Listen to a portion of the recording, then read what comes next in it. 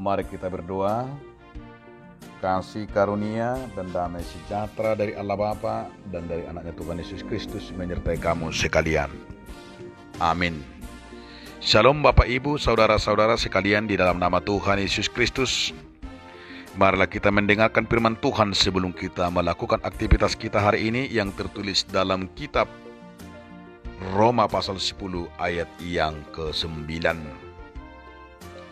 Sebab jika kamu mengaku dengan mulutmu bahwa Yesus adalah Tuhan dan percaya dalam hatimu bahwa Allah telah membangkitkan Dia dari antara orang mati, maka kamu akan diselamatkan. Ai malua maho molo diparhato po pamangami Tuhan Yesusi hu dihapur seroham naung dipahe di bata ibana sian akan mati. Demikian firman Tuhan.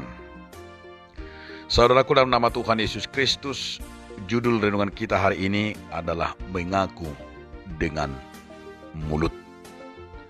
Mengaku dengan mulut berarti secara lantang dan jelas menyatakan iman kita kepada Kristus Yesus sebagai Tuhan. Artinya ini menunjukkan komitmen kita untuk mengaku kehadirannya dalam hidup kita dan menjadi pengikutnya. Pengakuan ini juga menjadi kesaksian bagi orang lain tentang iman kita.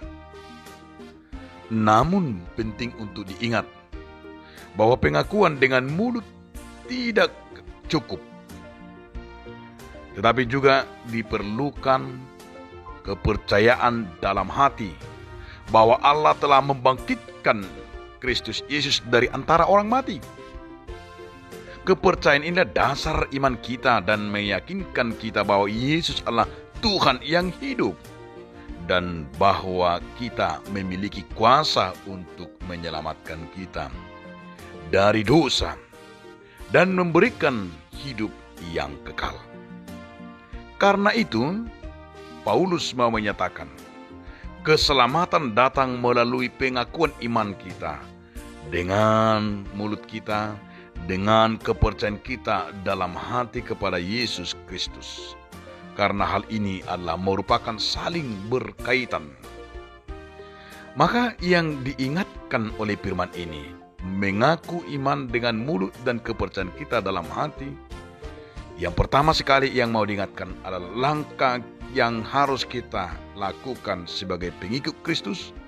Mengakui Yesus sebagai Tuhan berarti menyatakan dengan tegas bahwa kepada dunia ini memilih Tuhan dengan hubungan yang erat kepadanya dan bukan hanya sekedar kata-kata atau sekedar di mulut, tetapi merupakan manifestasi dari perubahan yang telah terjadi dalam hidup kita.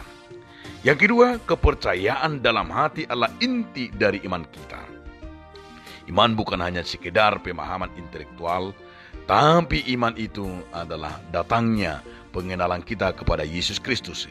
Karena kebangkitan adalah bukti yang kuat atas janjinya dan bukti yang kita imani hari ini. Selamat menyaksikan iman kita kepada Tuhan Yesus Kristus. Amin.